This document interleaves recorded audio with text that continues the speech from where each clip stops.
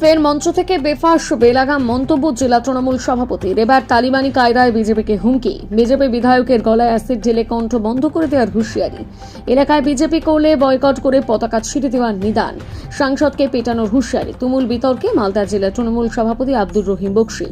শনিবার বিকেলে মালদার মালতীপুর বিধানসভার এনায়েতপুরে ব্লক তৃণমূল কংগ্রেসের তরফে ভিন রাজ্যে বাঙালিদের উপর আক্রমণ এবং বাংলা ভাষার অপমান নিয়ে একটি বিক্ষোভ সমাবেশের আয়োজন করা হয়। উপস্থিত ছিলেন স্থানীয় বিধায়ক তথা জেলা তৃণমূল সভাপতি আব্দুর রহিম বক্সী, জেলা পরিষদ সদস্য আব্দুল হাই, জেলা পরিষদ সদস্যা রেহেনা পারভিন প্রমুখ। সেখানেই মঞ্চ থেকে ফের বিতর্কিত মন্তব্য রহিম বক্সীর। শিলিগুড়ির বিজেপি বিধায়ক শঙ্কর ঘোষকে নাম না করে তিনি বলেন যে বিজেপি বিধায়ক বিধানসভায় বাংলার পরিযায়ী শ্রমিকদের বাংলাদেশে রোহিঙ্গা বলছে, তার গলায় এমনভাবে অ্যাসিড ঢালবো যাতে কণ্ঠ বন্ধ হয়ে যায়। বিজেপি শাসিত রাজ্যে বাংলার লোক খুন হচ্ছে, এখানে যারা বিজেপি করছে প্রতিবাদ করছে না, তাই এলাকায় বিজেপি করা যাবে না। মানুষকে বলবো বয়কট করুন, বিজেপির পতাকা ছেড়ে দিন। এদিকে চাঁচল থানায় বিজেপি কর্মীদের মিথ্যে মামলা দেওয়ার অভিযোগে 24 ঘন্টা অবস্থান বিক্ষোভ করছে উত্তর মালদার বিজেপির সাংসদ খগেন মুর্মু। এই কর্মসূচিকে অগণতান্ত্রিক বলে বিজেপির সাংসদকে বেড়া দিয়ে পেটানোর হুমকি দেন। যদিও তার এই ধরনের বিতর্কিত মন্তব্য নতুন নয়, বিভিন্ন কর্মসূচি থেকে বারবার বিরোধীদের বেলাগাম আক্রমণ করেন তিনি। যদিও নিজের মন্তব্যের সপক্ষে সংবাদ মাধ্যমের সামনে জেলা সভাপতির দাবি, আমি কোনো অগণতান্ত্রিক বক্তব্য রাখিনি। এই নিয়ে পাল্টা তৃণমূলকে তীব্র কটাক্ষ করেছে বিজেপি। শুরু হয়েছে রাজনৈতিক তরজা।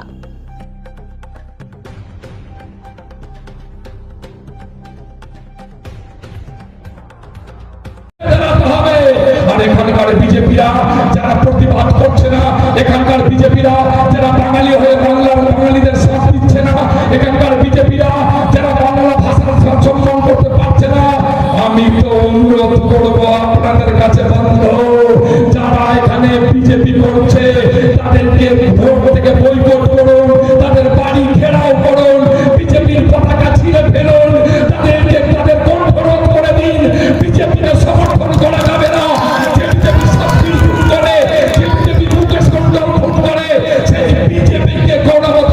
করা যাবে না, তাদের বয়কট করুন, তাদের ঘেরাও করুন, তাদের বাড়ির সাথে মিছিল করুন, তাদেরকে বুঝান যে বিজেপি আপনি করছেন সেই বিজেপি বাঙালির বন্ধু নয়।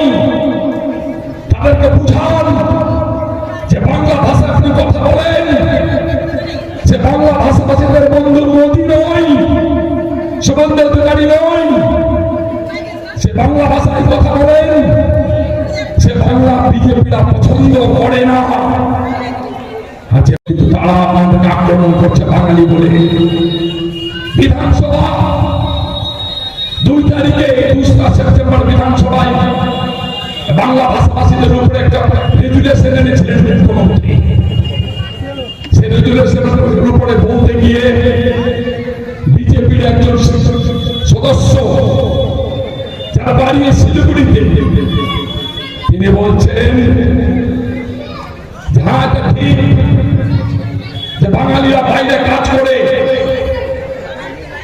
কারো ছেলে কম্পিউটার সেক্টরে কাজ করে, কেউ ডাক্তার, কেউ ইঞ্জিনিয়ার, তারা বিভিন্ন রাজ্যে কাজ করে। আর প্রায় 30 লক্ষ থেকে 40 লক্ষ পরিযায়ী শ্রমিক বাইরে কাজ করে। তিনি নির্লজ্জর মতো সেখানে দাঁড়িয়ে বলছেন, বন্ধু, যে 30 লক্ষ মানুষ যারা কাজ করে বাইরে পরিযায়ী শ্রমিক, তারা কেউ বাঙালি নয়, পশ্চিম বাংলার নয়, তারা রোহিঙ্গা, তারা বাংলাদেশি। এই চিৎকার করে তিনি বললেন, আমি তখন বলেছিলাম, আজকেও বলছি, ওহে বন্ধু বিজেপির বিধায়ক, যদি এর পরে তোমার মুখে যদি এই কথাটা আরেকবার শুনি, আমরা বাঙালিরা বাংলাদেশি, আরেকবার যদি শুনি আমরা বাঙালিরা রোহিঙ্গা, তোমার মুখের ভিতরে অ্যাসিড দিয়ে তোমার কণ্ঠটাকে পুড়িয়ে ছাই করে দিব। তুমি এটা জেনে রাখো, এটা পশ্চিমবঙ্গ, এটা আমরা বাঙালিরা। তোমার মুখে কথা বলার জায়গা রাখো না, অ্যাসিড দিয়ে তোমার মুখটাকে পুড়িয়ে দিও, তুমি এটা জেনে রাখো। আমরা সে হুঙ্কার দিয়েছি বন্ধু। আমাদের এখানে আগে পঞ্চরস গান হতো, বিভিন্ন খলিফার নাম দিয়ে অনেকে পঞ্চরস গান শুনেছে। এখন এটাকে আলকা গান বলা হয়। কালকে হঠাৎ করে আমি দেখছি কোনো প্রচার নাই, কোথাও মাইকিং হয়নি, কোথাও হ্যান্ডবিল ছাড়েনি। আর হঠাৎ করে দেখছি চাঁচল থানার সামনে খগেন খলিফার নেতৃত্বে একটা আলকাপ গান শুরু হয়ে গেছে। সাংবাদিক বন্ধুরা ছুটছেন, কিছু মানুষ ছুটছে, আলকাপ গান চলছে চাঁচল থানার সামনে। কিসের আলকাপ গান? তার অভিনেতাকে নাম তার খগেন সাহেব, তিনি নাকি সাংসদ, তিনি বসে গেছেন থানার সামনে। আর কিছু লোককে জোগাড় করে অভিনেতাদের নাটক করছেন আর বলছেন যে পুলিশ নাকি আমাদের কথা শুনে না।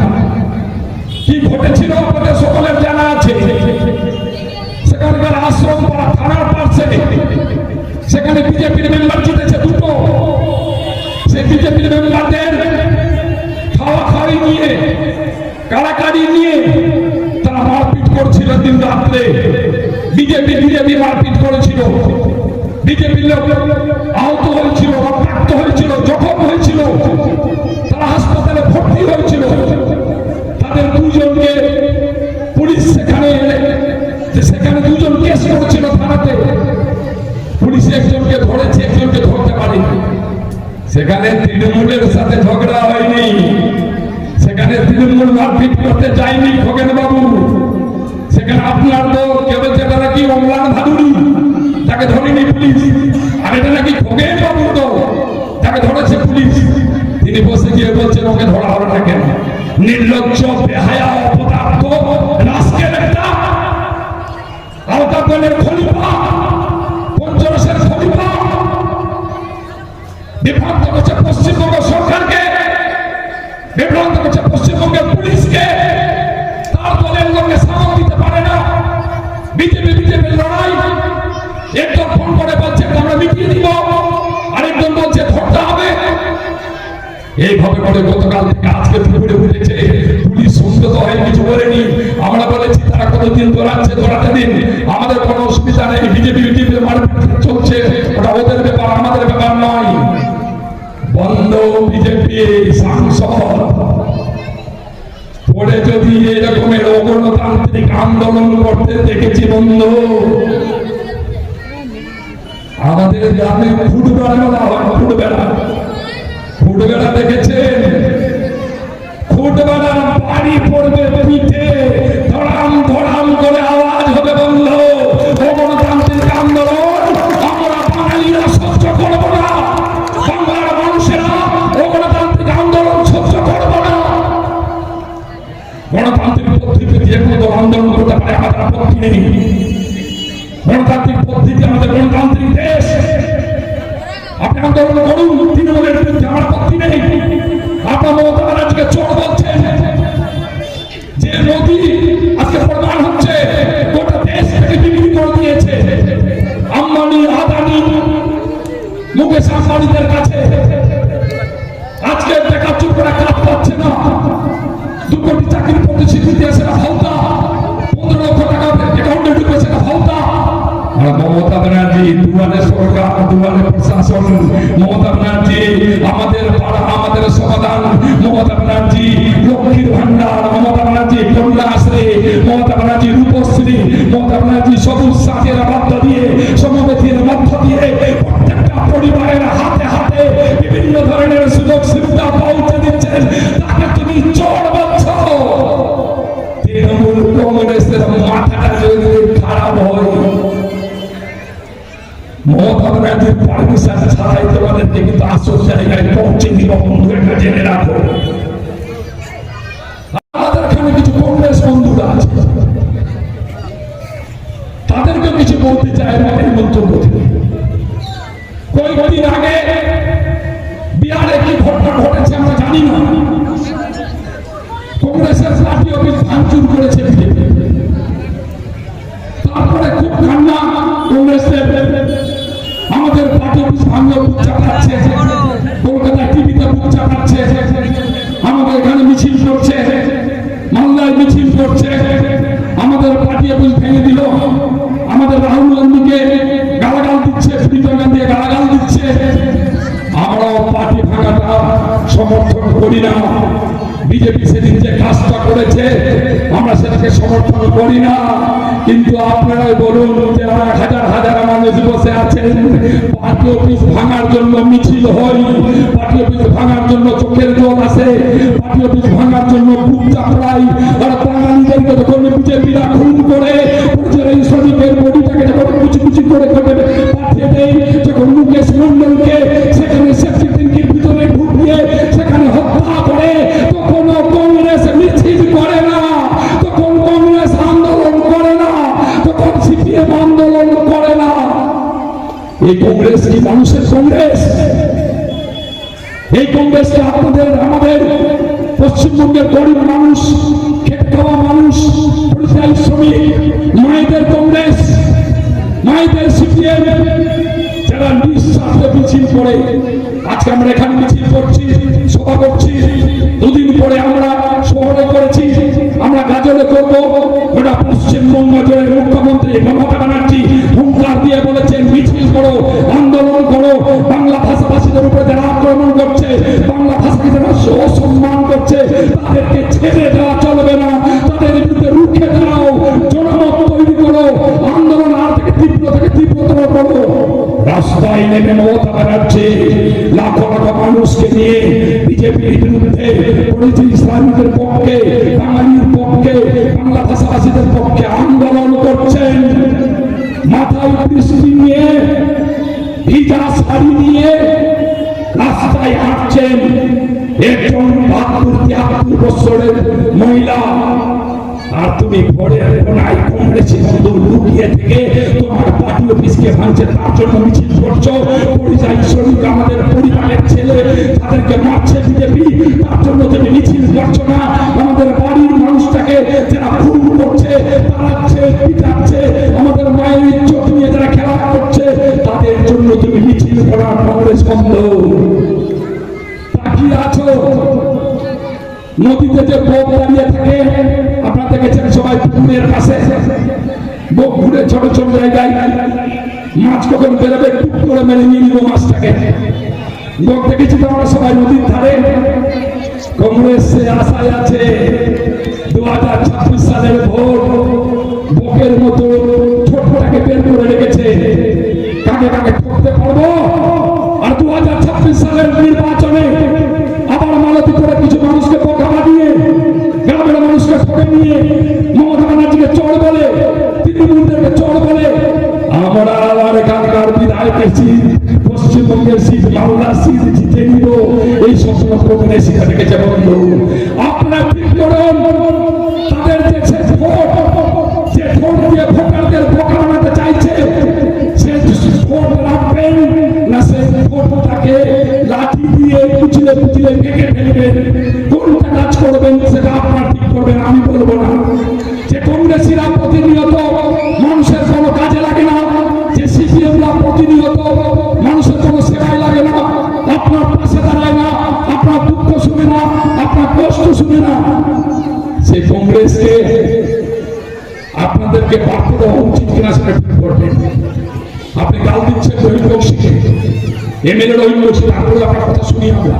গাল দিচ্ছেন প্রধানকে, গাল দিচ্ছেন জেলা পরিষদকে, গাল দিচ্ছেন জেলা পরিষদ সভাধিপতিকে, গাল দিচ্ছেন পঞ্চায়েত সমিতির মেম্বারকে, গ্রাম পঞ্চায়েতের মেম্বারকে, পার্টির নেতা, তৃণমূলের পার্টির নেতাকে, সবাইকে গাল দিচ্ছেন। তারপরে আমরা আপনার পাশে গিয়ে দাঁড়িয়ে বলছি কোন কাজটা আপনার হয়নি কাকিমা, বলেন না থানার কাজটা হয়নি, পাঠক ভাতা পাননি, লক্ষ্মী ভান্ডারের কাজটা হয়নি, আপনার মেয়ে রূপশ্রী পায়নি, আপনার পুরো সুবিধা আপনার রাস্তাটা হয়নি, আপনি বাড়ির পাশ দিয়ে রাস্তা দিয়ে যাচ্ছেন না। হাজারো আপনার গান শোনার পরও তৃণমূল কংগ্রেস নেতা কর্মী জনপ্রতিনিধিরা আমরা আপনাদের পাশে দাঁড়াই, আপনাদের গান শুনি, কিন্তু কংগ্রেসরা আপনাদের পাশে দাঁড়ায় না, আপনার কোনো গানও শুনে না। আপনাকে ঠিক করতে হবে, মানুষ মারা বিজেপিকে আনবেন, আপনাকে ঠিক করতে হবে। ঘরে বসে লুকিয়ে থাকা বোকের মতো ঠোঁট বের করে কংগ্রেস আনবেন, সিপিএম আনবেন না। যে মমতা ব্যানার্জি প্রতিনিয়ত ঘুমানোর আগে পর্যন্ত আমাদের কথা ভাবেন, আমাদের দুঃখের সময় তিনিও কাঁদেন, সর্বক্ষণ ভাবেন পশ্চিমবঙ্গের আমাদের মানুষ কিভাবে বাঁচবে, পশ্চিমবঙ্গের মানুষের মুখে কি করে হাসি থাকবে, পশ্চিমবঙ্গের ছোট ছোট শিশুরা বিনা পয়সায় কি করে হাত হাতে বই নিয়ে স্কুলে যাবে, তিনি ভাবেন কখন ধরে ভাবেন বেকার যুবকেরা কিভাবে তারা কাজ পাবে, তিনি ভাবেন পরিযায়ী শ্রমিকরা কিভাবে সেখান থেকে তারা এখানে এসে মাথা উঁচু করে সম্মানের সাথে বাঁচবে, তিনি ভাবেন মায়েরা বোনেরা কি করে তারা এই সম্মানের সাথে পশ্চিমবঙ্গের বুকে বাঁচবে। মমতা ব্যানার্জি না মানুষ মারা বিজেপি, মমতা ব্যানার্জি না ঘরে লুকিয়ে থাকা কংগ্রেস, মমতা ব্যানার্জি মানুষকে ঠকে নেওয়া শিখিয়েন।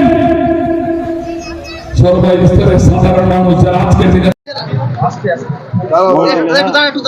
ভাষা আন্দোলন বাংলা ভাষাভাষীদের উপরে যে কেন্দ্রে থাকা বিজেপি সরকার এবং বিজেপির লোকেরা, বিজেপির পুলিশরা যেভাবে নির্যাতন করছে, বাংলা ভাষায় কথা বললে তাদেরকে মারা হচ্ছে, পিটানো হচ্ছে, জেলে ভরে দেওয়া হচ্ছে, খুন করা হচ্ছে, সেফটি ট্যাঙ্কে ঢুকিয়ে দেওয়া হচ্ছে, তার বিরুদ্ধে দাঁড়িয়ে আজকে আমার ইনাজপুর প্রাইমারি মাঠে কেন্দ্রীয় সরকারের বিরুদ্ধে বাংলা ভাষার পক্ষে, বাঙালিদের পক্ষে, বাংলা সম্মানের পক্ষে এখানে বিক্ষোভ সমাবেশের আয়োজন করেছিলাম। সেই বিক্ষোভ সমাবেশ আমাদের আজকে এখানে অনুষ্ঠিত হয়েছে হাজার হাজার মানুষের উপস্থিতির মধ্যে।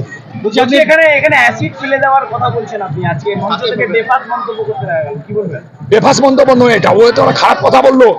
2 তারিখে বিধানসভার ভিতরে দাঁড়িয়ে শিলিগুড়ি একজন বিজেপি বিধায়ক তিনি বলছেন যে বাইরে যে পরিযায়ী শ্রমিকরা থাকে সে পরিযায়ী শ্রমিকরা সকলে রোহিঙ্গা, তিনি বলছেন সকলে হচ্ছে বাংলাদেশি।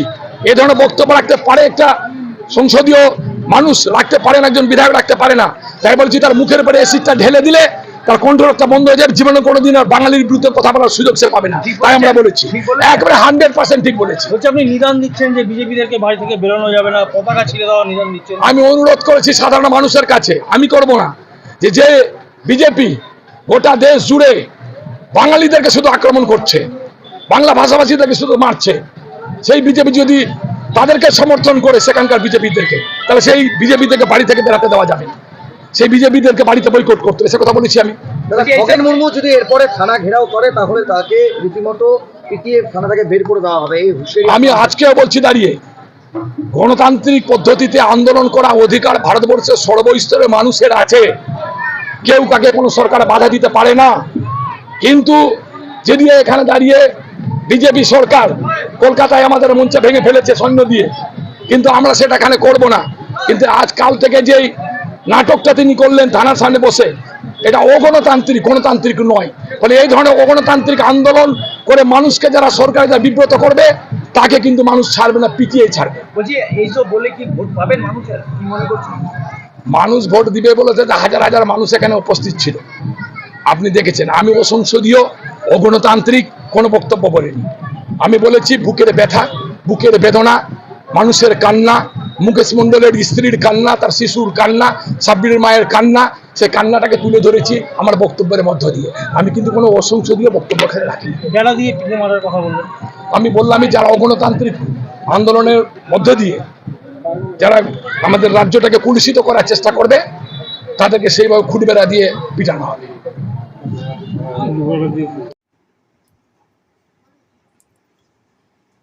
এই সমস্ত হচ্ছে তৃণমূল কংগ্রেসের তাদের সংস্কৃতি। এসব কথা ওরা বলে, ওদের সবসময় হচ্ছে মানুষকে ধমকায় চমকায়। যেভাবে তৃণমূল কংগ্রেসের মমতা ব্যানার্জি যেভাবে যে কায়দায়, যে ভাষায়, যেভাবে তিনি কথা বলেন, আর মালদায় তো এটা প্রতিদিনকার বিষয়। এখানকার তৃণমূল কংগ্রেসের জেলা সভাপতি আছেন, বিধায়ক, তিনি এইভাবেই সবসময় একটা খবরের তার হচ্ছে একটা যাতে তিনি আসতে পারেন খবরের মধ্যে, এইসব কথাগুলো সবসময় বলে থাকে।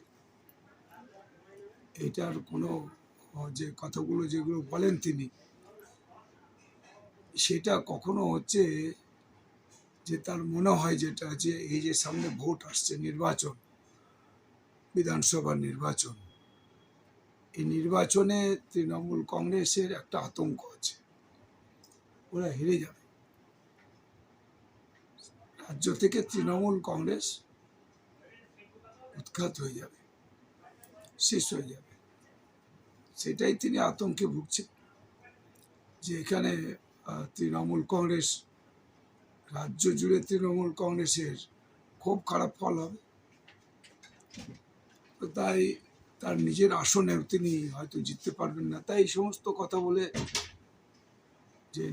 যে তাদের সংবাদের শিরোনামে আসার জন্য এই সমস্ত কথাবার্তাগুলো বলে, এটার কোনো ভিত্তি নেই।